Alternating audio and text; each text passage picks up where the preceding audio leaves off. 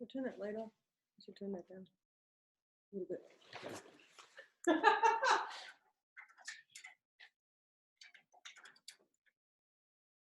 Yeah.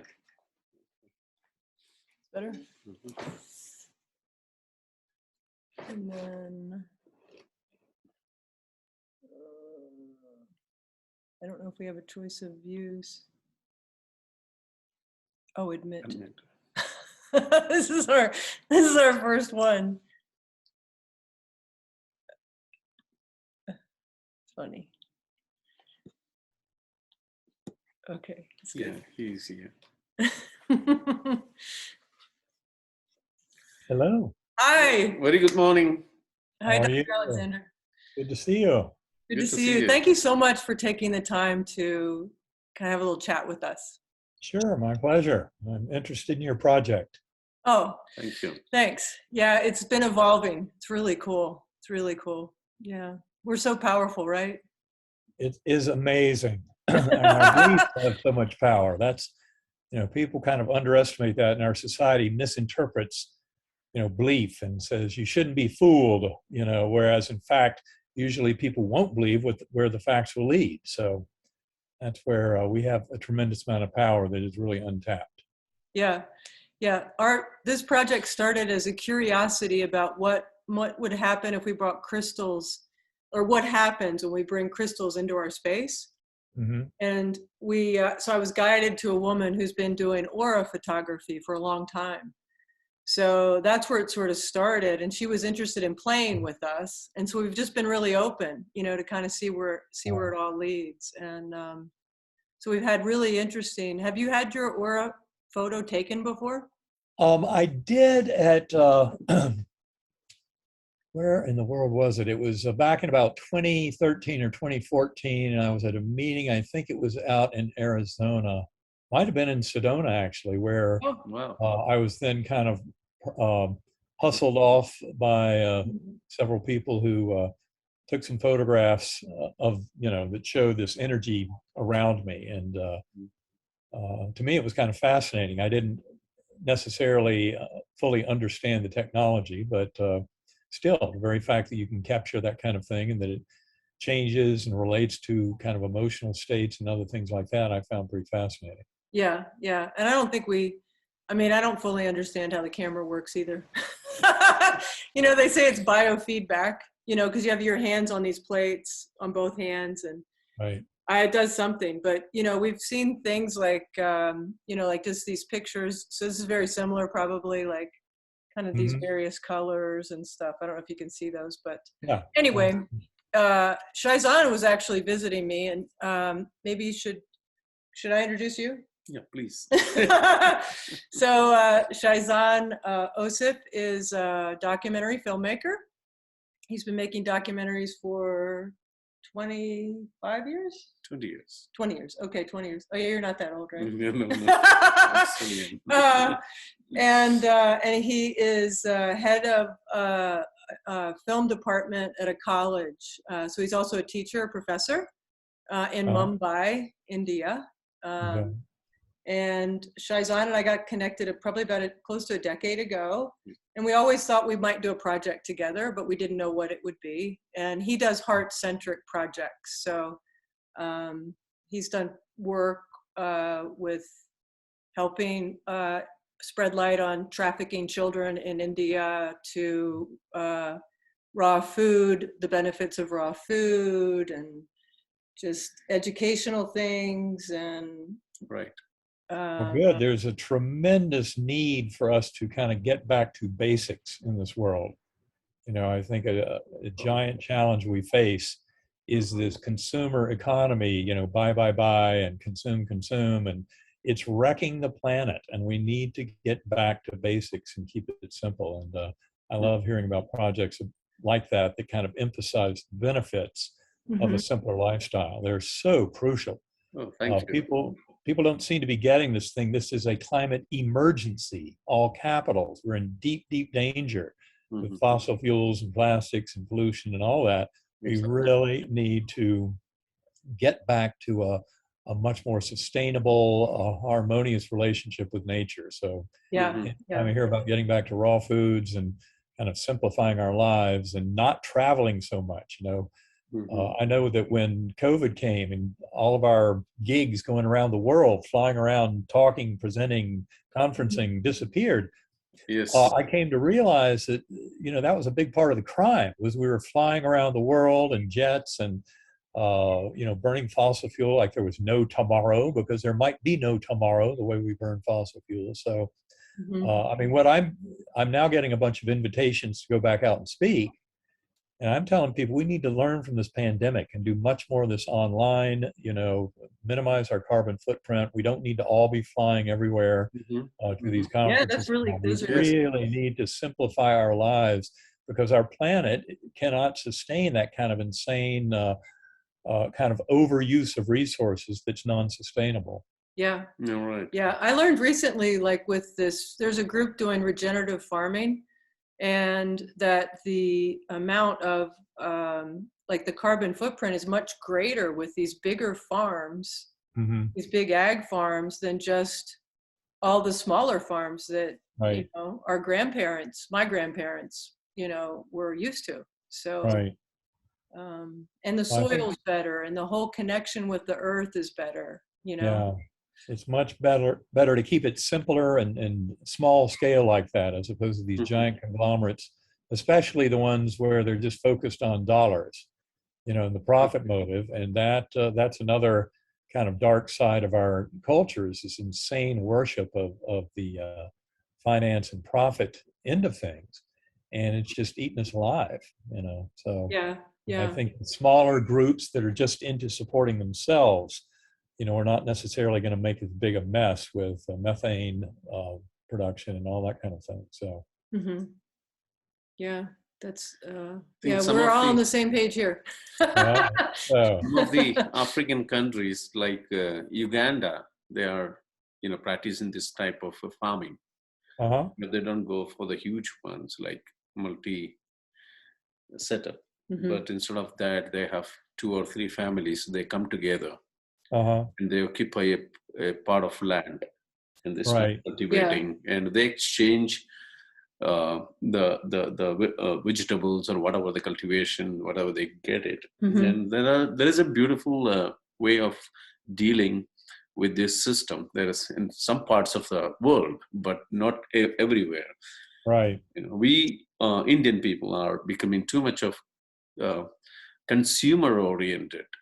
After coming all this Walmart and all those big companies to India, even KFC, McDonald's, and now it's like every kid there wants to be in that area, rather than they don't want to go back and see what is the real food or real culture or the reality of life. And it's not just about the material stuff. The same thing with even about knowing oneself and knowing one's energy, knowing one's soul, and how to live. So they're just moving away. That's a thought came to me.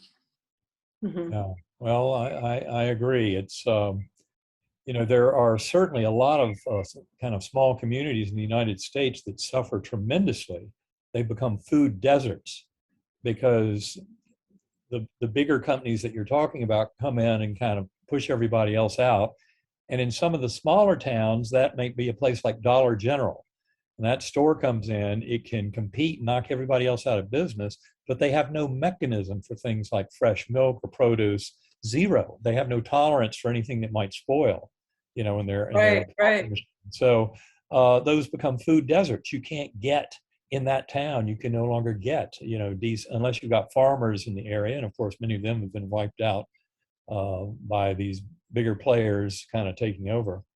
But it's really tragic. And I think returning to a much smaller footprint with smaller groups collaborating to get this done is going to be a much better way than these giant conglomerates. And the other thing, of course, the real tragedy of places like Walmart, Target, and all that is they destroy all the little mom and pop operations. The little businesses that bring a lot of character and diversity to the marketplace. get crushed. They can't compete, and so they go extinct. And then you've got everybody working in the Walmart for less than a living wage, and it's a real tragedy. So it's good to be building up these kind of sustainable, smaller unit economic platforms and encouraging people to learn how to farm for themselves. Composting, all the proper techniques so that they can sustain themselves and not contribute so greatly to the destruction of the planet. Yeah, yeah, Right. yeah. We're on the same. When you were before you started talking and Shaizan was talking, I recently had an interest in drinking raw milk. So I went to the farmers market, and they said, and this is in Sedona and Camp Verde, some sort of small towns, right? And they said they were told by the health inspectors that they couldn't sell raw milk. And I was like, wow, so interesting, And so I did find a place to buy raw milk, and I love it. It's got all these great nutrients. Dr. Weston Price was talking about a lot of this years ago in his books, because he studied the teeth of cultures around the world. And the best bone structure and the best teeth had actually a similar diet, which included a lot of fats and, just all the ways that my grandparents ate, Right. Basically. They were doing the right thing. Yeah, they were doing that. So it was so interesting to me that I couldn't find it, like that there was this, somehow it's like certain things are kind of being kept away from us. Like you said, kind of being driven to this larger conglomerate farming, purchasing, so. Yeah, well. Fascinating. Yeah, I sometimes wonder about the motives of some of those health officials and everything, and exactly what the data is supporting it. Right. Yeah. Yeah. It's hard for me sometimes. I don't like to think that there's evil out there or that people are trying to harm anyone. But I think when like you said before, when you get money involved in stuff, all sorts of things start to happen. They can justify all kinds of things at that point. That's the problem with the profit motive and having that be the almighty leader of our actions. Yeah. But it leads to a lot of really wrong actions, to say the least. Yeah, for sure. For sure.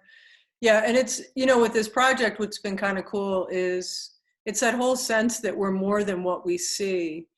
And so we've given our power away, I think, in a way, by focusing on this idea of being degenerative, rather than, this body is like, it's generative, and what we focus on expands, right? So, and anyway, so it's just kind of that whole sense of trying to, how do you visually share something with somebody that makes people at least think, oh, I am more than what I see, Right.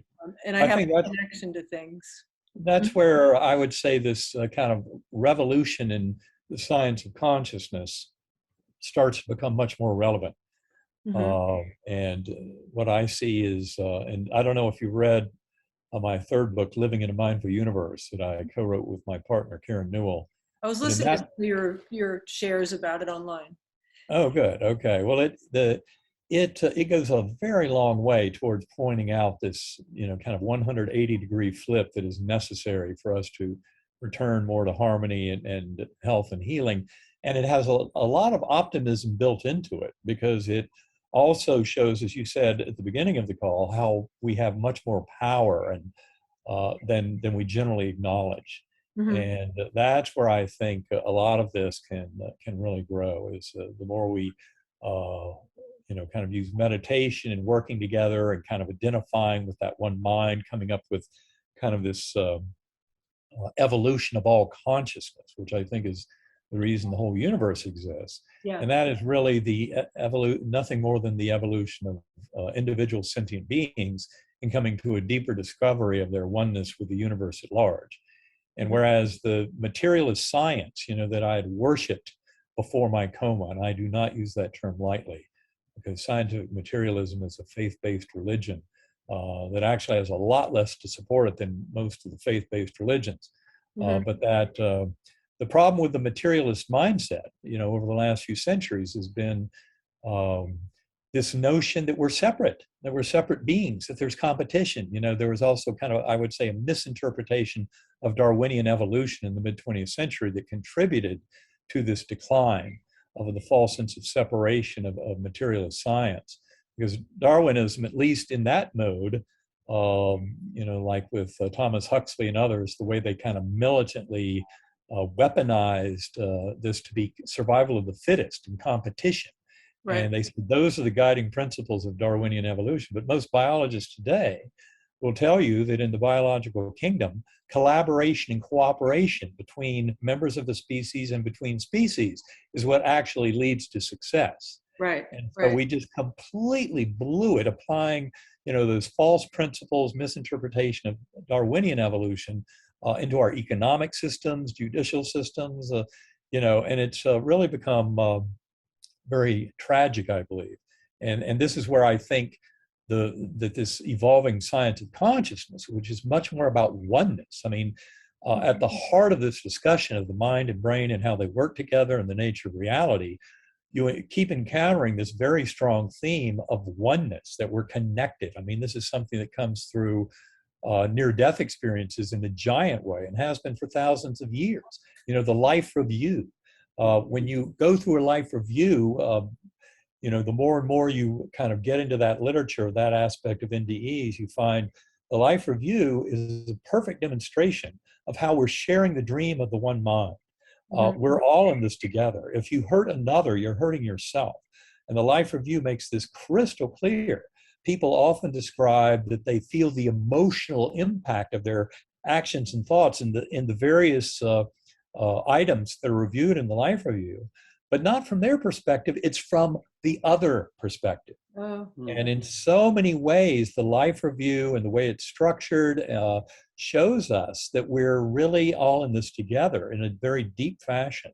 And I believe that's a complete 180-degree flip from the materialist, separation, false Darwinian competition, no collaboration, cooperation, just compete and destroy your enemy, as it were. None of that really works. And so this evolving science of consciousness, taking NDEs as the lead, but many other things involved. If you're reliving in a mindful universe, we make it clear that this notion of the one mind comes from many different directions. Neuroscience and the hard problem of consciousness, philosophy of mind and what's called the binding problem, the apparent unity of consciousness within each individual. All the evidence for non-local consciousness that comes out of parapsychology, things like telepathy, remote viewing, out-of-body experiences, distance healing, power of prayer, NDEs, shared death experiences, past life memories in children suggestive of reincarnation, which has been extensively studied for 6 decades at UVA.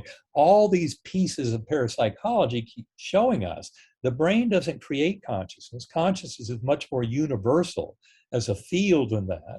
And of course, it's all important from the NDE standpoint, because when our body dies, that's not the end of our conscious awareness. It's actually a liberation of consciousness to a much higher level. But of course, those who meditate, who have benefited from centering prayer, spontaneous spiritual epiphanies, things like that, they all have witnessed it and lived it and know that kind of unity of consciousness and oneness with the universe. And you can develop it, through meditation. I'm not telling you guys anything new, especially from India. Gosh, you guys have been doing this for 5,000 years at least. But the reality here is we need to do a huge shift that more focuses on the oneness and the shared nature of our existence. And of course, it's not just about humans either. Animals, plants, they're all part of the natural world, which is all under the kind of aspect of this one mind concept. I don't know if you're familiar. There's a great book that a friend of mine wrote, Dr. Larry Dossey. It's called One Mind. And I highly recommend it because he goes into a very high level discussion of the mind that we are all sharing, and that includes not just between humans, but also including animals. And it's a very good book that makes that point clearly. I would be curious too if he had gotten into trees, like when you were talking earlier about you know, Darwin getting it wrong. You It know, wasn't Darwin who got it wrong. It was others who, if you read The Descent of Man by Darwin, he uses the phrase Darwinian, I mean, he uses the phrase survival of the fittest twice. He uses the word love 98 times. It wasn't Darwin who missed the boat. It was others around. Thomas Huxley was one of the most militant, you know, kind of atheist, kind of in-your-face Darwinian natural selection at all costs kind of guys. And other people took the Huxley approach and others and kind of warped Darwinian evolution in the 19th and 20th century into this very distorted and false form of, you know, competition or bust. So okay, yeah, because I mean I've read that trees help each other out too. Like if they do. They live in these giant networks. Struggling, they help each other. Well, of course, plants have to do that because they're kind of generally stuck in a location, so they have to cooperate and adapt, you know, much more than animals do. But I mean, I don't have any doubt that there's a sentience to the plant world. And, you know, here we are just wrecking. The trees could be our rescue from this insane climate disaster that humans are bringing on the world. We plant, you know, 1 trillion trees, we'll block up all this carbon and we'll be in a much better position. We really need to treat plants with far greater respect. And of course, you've got all the droughts and then floods and then intense storms and other things that not only hurt humans, but they can wreak havoc with some of the animals and plants in the area too. So, but I just look at it as an all hands on deck emergency. You know, every energy decision every one of us makes individually, as communities, as nations, moving forward needs to be to move away from burning fossil fuels and biomass, because all that carbon dioxide is creating a horrible problem for us. And it's going to make life for our children, grandchildren, their descendants much worse. And of course, if you pay attention to the reincarnation literature and realize how absolutely real reincarnation is, it means that you and me, there's some aspect of our souls that's going to be living through the horrors of a world gone to hell with carbon dioxide out of control. So, and methane, of course, methane is a place where we could even more easily intervene and stop it from causing damage. And it's something like 80 times as powerful as greenhouse gas compared to carbon dioxide. So we really need to get smart about how we handle carbon in our you know, in our lives, in our atmosphere, in the hydrosphere, and everything. It's you know, that's what I read about the smaller farms. You know, that's what I'd read about the smaller farms is they produce less methane than these big ag farms. Right. Yeah. Well, I'm all for it. Let's get rid of these giant conglomerates because they are killing everybody. All of us are getting destroyed by these corporations. Yeah. Yeah. It's interesting. What would you, as far as consciousness and relating it to ourselves, do you have a sense of some of that? Like does the cell have, I mean, so this is one of my theories, like with, you know, scientists have shown in your cells, there's DNA, right? And they can go back and show your lineage.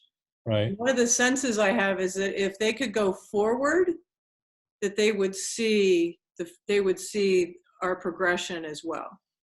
Well, I think the forward is, from my point of view, there's so much, this, you know, whole discussion really involves a strong sense of will, of free will.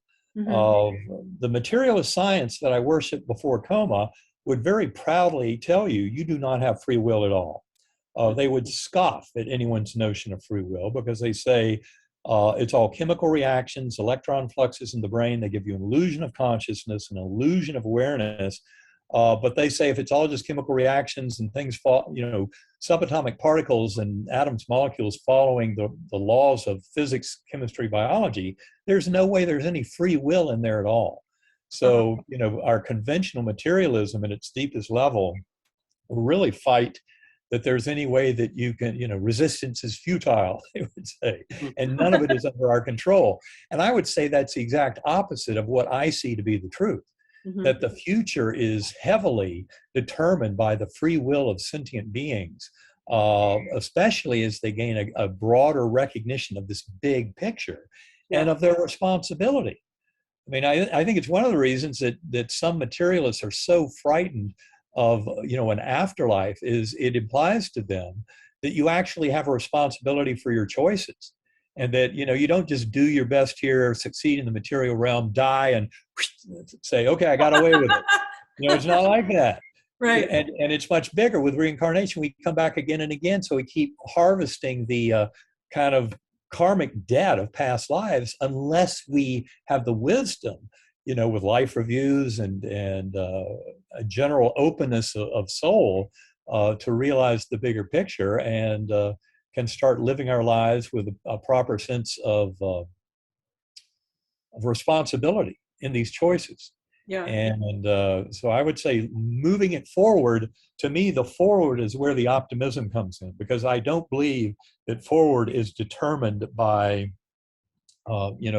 the typical deterministic notions of physics and chemistry of a world moving forward just based on laws of nature.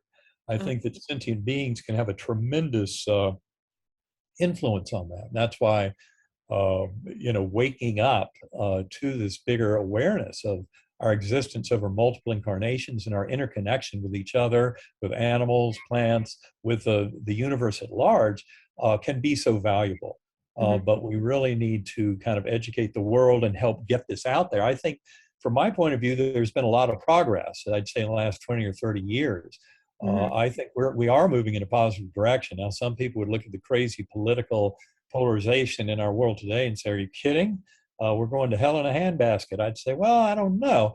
I think that often, especially as you approach a true paradigm shift, because this view of consciousness is primordial in the universe, at least as a main cultural understanding, is one that I think is really very kind of revolutionary and liberating, and I think kind of inevitable from the data. And yet the fundamentalist tendencies in our society tend to recoil under threat. And that's exactly what you see going on now, is this insane kind of rising up, rearing up of the fundamentalist modes, who are worried that their way of life is going to be threatened and destroyed. And that's why you see all this kind of political madness going on. And yet I think underlying it all, there's for me, a point of sense of optimism, because the very fact that you see that kind of recoil and polarization is an indicator they know their days are numbered, and that this bigger awakening and kind of awareness spread throughout humanity is really right on our doorstep. And we just have to take the appropriate steps and help people. It's important to remember, I've had to remind myself many a time over these 13 years since my coma, I have to meet people where they are. You cannot push a rope. My dad taught me that many a time. And this is about the power of attraction. Yeah. And so it's really about leading by example and showing that we can lead to a better world. And it's a better world through unification, through oneness, through compassion, mercy, kindness, when necessary, forgiveness, never forgetting gratitude. And the more people have personal experience through the form of, NDEs, spontaneous epiphanies, meditative experiences, centering prayer, things like that, the more they start to lead the way of how mind and soul and a heart-driven love for self and humanity can help attract others to the very same program. And that's how we can all work together to build a much better world. But it's kind of pointing out the madness of this false sense of separation, that we have enemies that we must defeat, but much more seeing this as a way of seeing everyone as a collaborator, where we can cooperate together and really come into a much higher being. So, Shizan's checking the camera. Thank you for all the shares. I really chase him away with this discussion. No. I always tease him because he's a Virgo. So he's like very exact about stuff, you know? So good. I like I'm a that. Pisces. So we have like, it's a kind of a great collab with us. So. Well, that's important. Yeah. I had, so one of the experiences I had after my mom passed was I missed her, you know, and I knew that she was still in existence, right? Even though I couldn't see her body, but I missed getting a hug from her. And so one night we figured out, I asked for a hug and I could feel all of a sudden I just felt the outer layer of my skin tingle in a different way than it's ever tingled. Wow. So when I want to connect with her, and I'm clairaudient, so I can feel like I have a conversation with her in my head, but you know, I can ask for that physical, you know, and I get that. And it's, I'm curious about your experiences with things like that and the people you've met and kind of what your sense is of some of this. Well, that I think after-death communications are the most prominent way that most people in our modern world have been convinced of the reality of the spiritual world. After-death communications can be incredibly powerful. And I've had so many people come up to me after I've given a talk on my experience and share their own experience, often of an after-death communication. I mean, many of them are near-death experiences, many of them are shared death. But to me, the after-death communications are really probably the most prominent. And in fact, I've had many a person tell me that the greatest gift they got from their loved one who had departed the physical plane was an absolute assurance in some form of communication, either around the time of passing or later, that convinced them beyond any doubt that that loved soul was still very present and available to them. And I've had my own experiences like that. Of course, Proof of Heaven is built on that beautiful experience with my birth sister, who I'd never known in this life. I was adopted, so I didn't know her, but she was right there front and center as I tell the story in Proof of Heaven. And, you know, so to me, it's all absolutely real. I don't know if you're familiar, there's a recent contest that was carried out by the Bigelow Institute, Robert Bigelow in Las Vegas. I highly encourage you to check out the winning 29 essays. They're published all for free right there online at bigelowinstitute.org. Okay. And if you just read the first place paper by Jeff Mishlove, or you know, it'll give you a big old start on this. But a lot of those papers refer to after-death communications as a crucial kind of piece of evidence. But that Bigelow Institute, once those papers get out to this world, not a soul on earth who is intelligent, paying attention, at all open-minded, will doubt the reality not only of the afterlife, but of reincarnation. It's an absolute fact of life. It's been demonstrated beyond any reasonable doubt. The scientific evidence is overwhelming. So just go to bigelowinstitute.org, check out Jeffrey Mishlove's paper, and then start reading the others too. Okay. The third one's very good. The second one's excellent, but it's highly technical and medical. It's by a friend of mine, Pim van Lommel, who's a Dutch cardiologist. But they're really all extremely good. And share those papers far and wide with everybody. I don't know why Bigelow hadn't done a bigger job of media splash, because his contest ended November 1st. And that's when they announced all their winners. And so far, there was a fair amount of media splash back in January when the contest was announced. Like New York Times had an article and a bunch of other places. But so far, I've seen almost nothing of major media about the results. And the results are absolutely mind-blowing. I mean, nobody, this is horrible news for materialists and skeptics and militant atheists, because you read these papers and you go, all right, well, either I profess ignorance and continue to pretend I don't know all this, or I'm just stupid. Or they come around and say, well, gosh, it's obvious. It's absolutely obvious. So anyway, the Bigelow is a game changer. You know, what's interesting about that is I connected with this group that Peter Diamandis was put together. And on the surface, it felt really good because it was sort of entrepreneurs from around the world that were heart-centric. But the more I heard them share, it was this sense of extending life. You know, there's this huge focus, like on extending life and even playing with putting consciousness in AI. And so the more I heard about that, I was like, well, this group doesn't resonate with me. And at the core of it, I felt like they don't know, they don't have a sense we go on, you know? Part of the issue here is a big confusion in the scientific community about brain-mind connection. You know, what is the brain doing? Well, it's a filter. It's absolutely involved in consciousness. But to think that it creates consciousness is the complete joke. Of course, it does not create consciousness, and that's the point we make in Living in a Mindful Universe in our third book, and we go to great lengths from many different directions in science and philosophy to make that case crystal clear. But the true, and I think we can come to know this much better through meditation and centering prayer. I mean, there's a lot better power that's going to come from that than from trying to pretend that we can transplant, you know, our brain, you know, freeze our heads and preserve, you know, the brain is not the origin of it in the first place, and is in fact functions more as a prison or a shackles that confines our conscious awareness to a very narrow kind of spectrum of what's really there. And that's where opening our minds beyond the material realm can help so much. But to me, it's just a joke that people are talking about. It's materialism gone berserk, you know, to say, oh yeah, let's just cut off our head and freeze it, and then you can thaw it out in 100 years and figure all this out.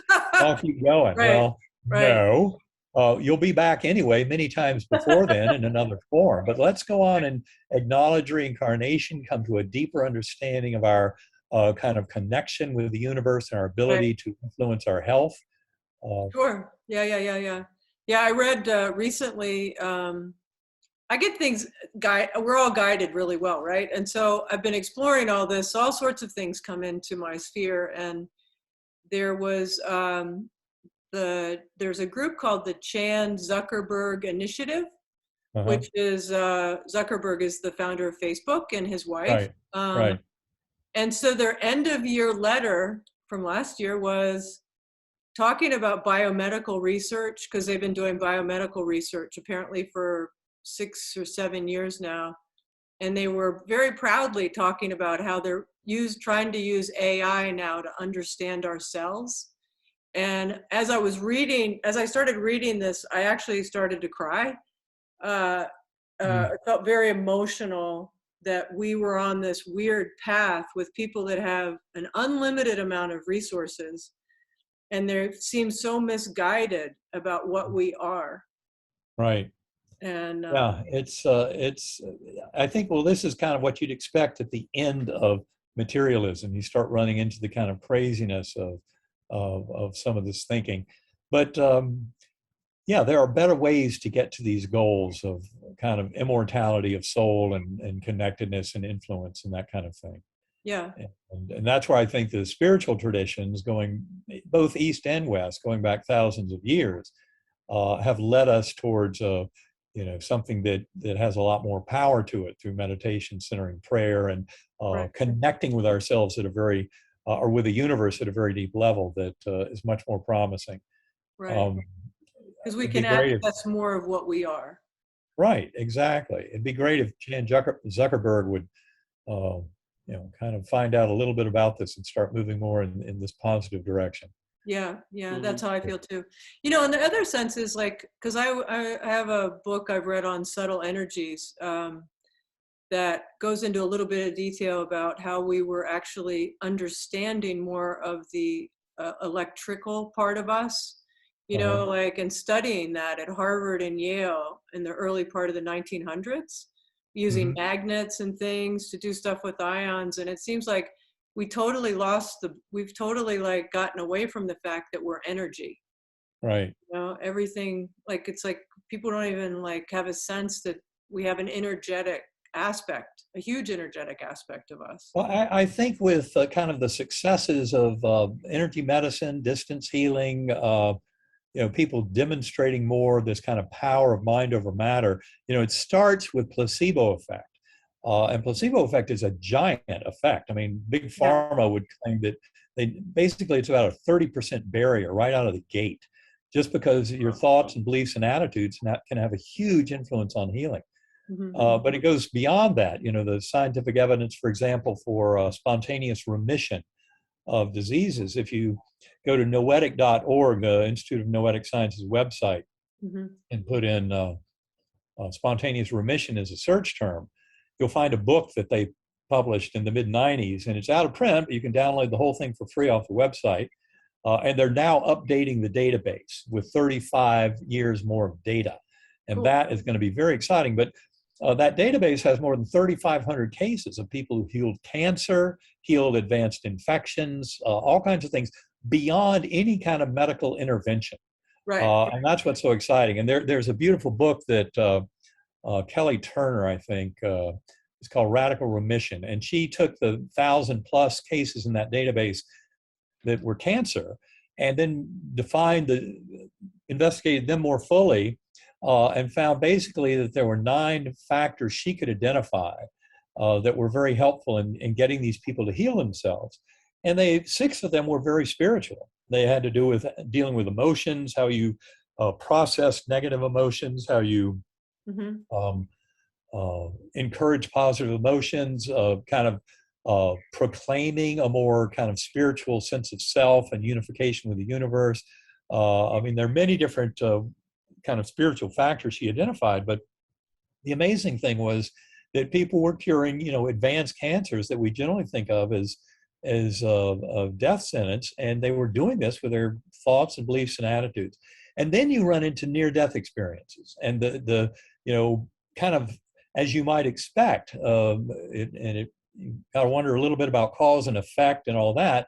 But the fact that people can have extreme exposure to conditions that might be fatal and yet come back from it, like my meningitis, and then to have a full recovery, you know, where does that come from? And what we argue is it's very much a spiritual kind of awareness and awakening. And I think the more people are aware of profound healing in NDEs, like my healing completely from my meningitis, and there's a medical case report on my medical records that makes it very clear that in the book Proof of Heaven, it's almost like I was too optimistic about my disease. And this medical case report by 3 doctors who were not involved in my care, going through my medical records, said there's no way that, you know, people would survive this and have a full recovery, because it's just not there in the medical literature. So how do you explain it? And there are other cases of NDEs, like Anita Morjani, who wrote the book. I was just thinking of her. That's our one. Her lymphoma, which is disappeared. You know? And then also Mary C. Neal, the orthopedic surgeon who had a over 30-minute warm water drowning accident kayaking in Chile in 1999. She wrote a book called Heaven and Back. But these are just a few examples. But in NDEs, you find this extraordinary kind of history of people who have completely defied, you know, the physics, chemistry, and biology that we normally think of as interacting with the human body in some of these diseases, and they come out well. We are so powerful. It's exactly right. And I think, you know, you opened this conversation with that very statement. We are far more powerful than we know, and especially when it comes to healing and coming into wholeness. You know, healing and dis-ease, you know, are all kind of aspects of being a little bit less than the souls we came here to be. And I look at all the hardships, illness, injury, every bit of it is a gift, because these are mileposts that kind of mark our pathway forward as souls. And it's how we deal with those challenges and hardships that allows us to grow and transform. And that's where all this comes full circle back to where I would say that this is very much in agreement with Pierre Teilhard de Chardin, his book in the mid-20th century, The Phenomenon of Man. You know, he was a scientist, he was a paleontologist, and he was also a French Jesuit priest, so he's very spiritual. And he realized that all that back and forth about Darwinian evolution in the mid-20th century was a bunch of banter that was missing the point.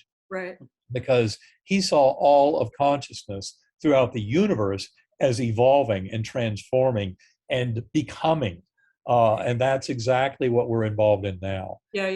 Seeing that evolution of all of consciousness throughout the cosmos. But it's only by becoming more aware that we are simply a manifestation of the consciousness of the universe at large. And we share that. That one mind is very real.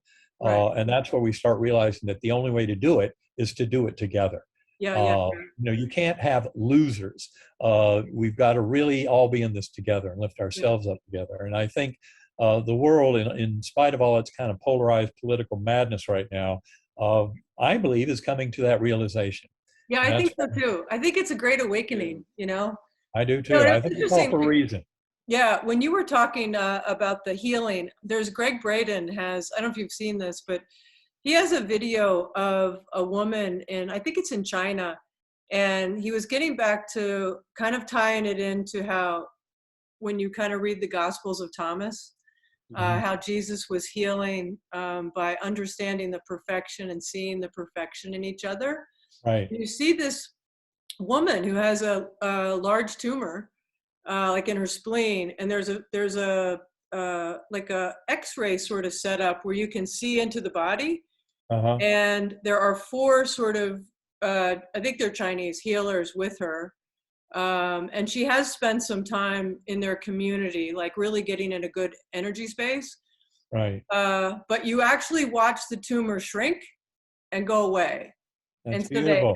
they asked what were they thinking or feeling in that space, and she said, I was seeing myself in my wholeness, perfection. Right. And those people that were in her energy field too were seeing her in her wholeness and perfection.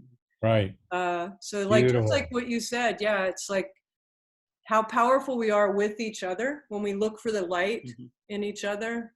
And we shine our light, you know, with Absolutely. I love that. It's a very empowering concept. And, you know, I have no doubt that there's a tremendous amount of ability for us not only to heal ourselves physically, but mentally, emotionally, and ultimately spiritually.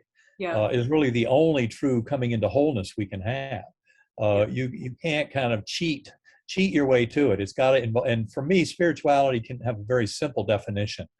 That definition involves a sense of connection, like through this one mind connection with the universe and with each other and all that. And the other is just a sense of meaning and purpose, that it's for a reason, that it's going somewhere.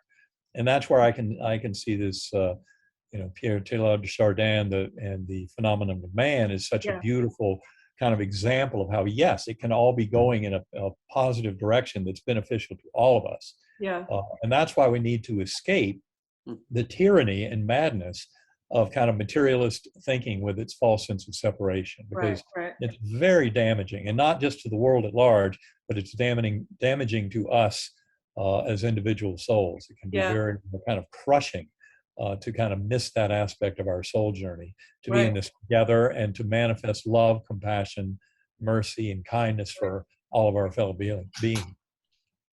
Jean Houston told a funny story of meeting him, Pierre Cardin, when she was a child, and having these long walks through Central Park with him, but not knowing who he was. And a friend of mine did a class with her recently. And so every morning she has a practice where she goes into a space of feeling how she felt at a much younger age, when she was much. I'm sorry, who is this? I missed her name going in.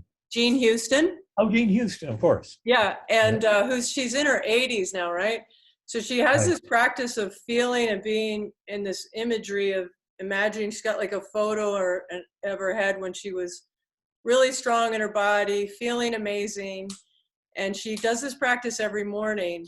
And she said she has no age spots on her hands.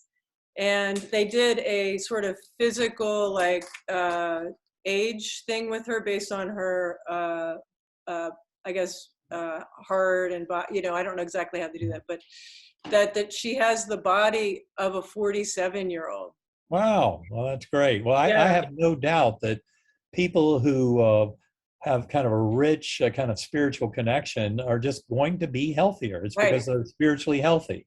And when you're spiritually healthy, physical, mental, emotional, all of it follows in line, because it's all part of the same package. But if you omit that kind of higher interconnection with the universe and the spiritual level, it's much more of an uphill battle to gain anything that you might call health or healing in the physical, mental, or emotional sense. Yeah. So it's really that much broader sense. And that's why, I mean, I meditate an hour to a day. I'm a giant fan of that. I don't know if you're familiar with Sacred Acoustics, but if you go to sacredacoustics.com, you can learn a lot more about that. But it's a form of binaural beat brainwave entrainment. And full disclosure here is Sacred Acoustics was co-founded by my partner, Karen Newell.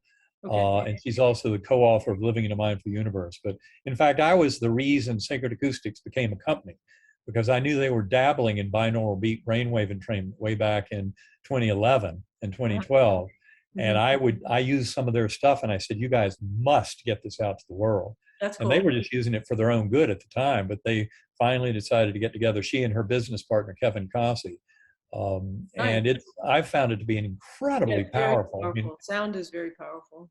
Yeah, and binaural beats in particular, because of exactly what they're doing in your lower brainstem. I mean, every other sound you ever hear is processed way up here in the acoustic lobes, temporal lobes, and the acoustic cortex, and circuits that are evolved over the last 1 million or 2 million years in primates and Homo sapiens. Whereas Sacred Acoustics, another binaural beat brainwave entrainment, is influencing a circuit way down the lower brainstem, circuit that arose more than 300 million years ago. And I believe that's one of the reasons why you can have such profound kind of separation of consciousness from the here and now and false sense of self that we have in these bodies. But if you read the testimonials page at sacredacoustics.com, you'll see a lot of people having tremendous benefit from it. And this is something that we teach in all of our workshops. It's a very powerful way to enhance meditation. Right. Did you say there's a cellular recognition maybe too with the... Well, I would say, you know, I was remembering a minute ago that you had brought up this business about DNA and cells and all that. And yes, there is, but I think we can be misled whenever we try and pinpoint too much of, you know, for example, looking at the brain versus the heart as a source of consciousness. Which one of them is the source of consciousness? Well, they're actually co-involved, as is every cell in your body, as is every atom and particle in the universe. So, I mean, it's a big package. And so to try and, although cutting right to the chase, I would agree with you in one sense. I think DNA is, for one thing, I don't think we understand its purpose very well at all. I mean, we think we know in medicine how it works for protein transcription, how it works in genetics and in, you know, all of that. And yet remember that that applies to about 1.5% of the DNA in your body. The other 98.5 is labeled junk DNA. It doesn't seem to serve that function. It's something else. And some people think it's just kind of leftovers from evolution, et cetera. But nature doesn't work like that. Nature doesn't have 98.5% of something like DNA that just is junk, just lying around because it's trash they forgot to empty. And I think that DNA actually serves as a transceiver, just like the microtubules in the brain can serve as transceivers. They allow for quantum computations to occur. They preserve a quantum state long enough to be useful in conscious computation and contribute to the filtering mechanism of the brain. And likewise, I think DNA serves as an antenna that allows that kind of profound manipulation of our biology through consciousness itself. Yeah. I mean, I don't have any hard evidence for that. It's a kind of a big hunch about the way I think things will be determined over the next few decades about how it all works. But clearly DNA does much more than our understanding of it allows, given that 98.5 of it doesn't seem to be doing what we say DNA should do. Yeah. So, but anyway, so that would get back to your point and just say, yes, the cells and DNA, all of this, we still don't really understand how it all works, but all of it is prone to interact with consciousness and serve as a vehicle for our free will to manifest wholeness and healing. Yes, yeah. One more, I know we've kept you for a while, Dr. Alexander, and we really appreciate your time today. Sure. The universe that connected me, well, Shizan was actually visiting me when you were speaking in Fountain Hills a couple years ago in February. We almost made it to your event, but he had to go back to LA. Wow, too bad. And then we saw these things like, and I know with the colors and things with these aura photos, you'll see like, I know there's more there than just the colors, and people that interpret them a lot to me is they're just very simple interpretations. But what I found kind of cool were how some of these photos brought these orbs in. And I was watching one of your interviews, and you mentioned the orbs, like that you saw your sister that way as an orb. And so I was like, so before we go, I'd like any thoughts or comments on this idea of orbs? Well, I think orbs are absolutely fascinating. I certainly didn't know about them before my coma, and learned about them within a year or two afterwards. And I remember we were at one conference with Ann and Herb Puryear out in Phoenix or Scottsdale, Arizona, back probably about 2014 or so. And we were talking about orbs, and we went out in the parking lot and we started shooting video because we wanted to capture some orbs. And there were probably about 6 or 8 people involved in this little exchange. And I remember we went out there and we started shooting video and nothing was there. And then we started dancing and singing and just acting like children. I mean, completely letting our inner child rip free. And then you start videoing and you see these orbs coming in swarms. I mean, it was awesome. I know my son and I tried a similar experiment. He's very scientifically minded. He majored in neuroscience in college. He's now a physician in training. But we tried an experiment around the same time. He's a pianist. And we were doing some video and tried just doing some dancing and crazy childhood behavior to invite in the orbs, and they started coming in. So I don't know what orbs are. To me, they appear to be conscious, sentient somethings or another.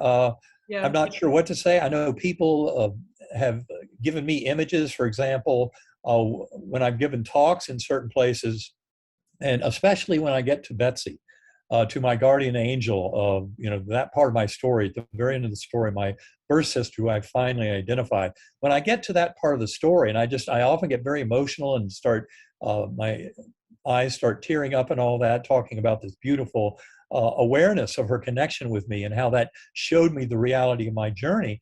And when I get to that point, and I know I've got an image somewhere of this, her picture is up there on the screen, and somebody in the audience will take a picture of me at the podium, and you see these beautiful purple orbs. Oh yeah, I saw them on your website. Yeah. Yeah, and it's like, wow, I don't know.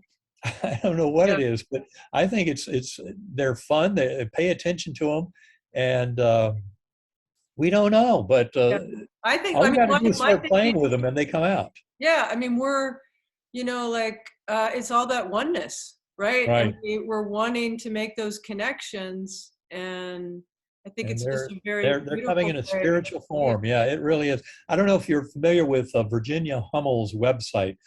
I think it's Orb Whisperer. I think .com, might be .org, but Orb Whisperer is the key. Yeah. But she's got a very good website that goes into detail about orbs and their kind of scientific study and all that. So I would recommend you check it out. I've been in touch with her because of your assistant. She sent me her. Oh, good. Yeah, Virginia's very knowledgeable about that. So yeah, it's really because she's trying to bring the science around some of it. Well, I think it's the science is always going to mesh with our understanding. And some people are under the false illusion that this whole discussion is between science and spirituality, and you're either one or the other. But in fact, as we point out, living in a mindful universe, the only way forward is for them to come together. Right. And in fact, one of the biggest problems with quantum physics and trying to come to an understanding of it over the last century has been that materialist scientists, some of them, have just been unwilling to see spirit or consciousness involved in anything. They want it to just be pure matter and laws of physics, laws of chemistry. But the price you pay for that, and they acknowledge this by and large, is you have to interpret the measurement paradox of quantum physics, which is just the observation that the mental choices made by a scientist about how to observe a photon, for example, look for wave or particle properties, that very mental choice influences the evolving physics of it. Yeah. And the only way they can explain reality, or the best way that a lot of physicists who refuse to admit to consciousness, they say, well, just look at Hugh Everett's 1957 many worlds interpretation of quantum mechanics, of the measurement paradox, where at every junction point of observation of a sentient observer, the universe branches into yes and no. Yes and no. Every single observation you make, the universe, your mind wanders along one pathway, but the universe doesn't care where your mind goes. It offers all the other possibilities too. And so the many worlds interpretation is great for quantum physics.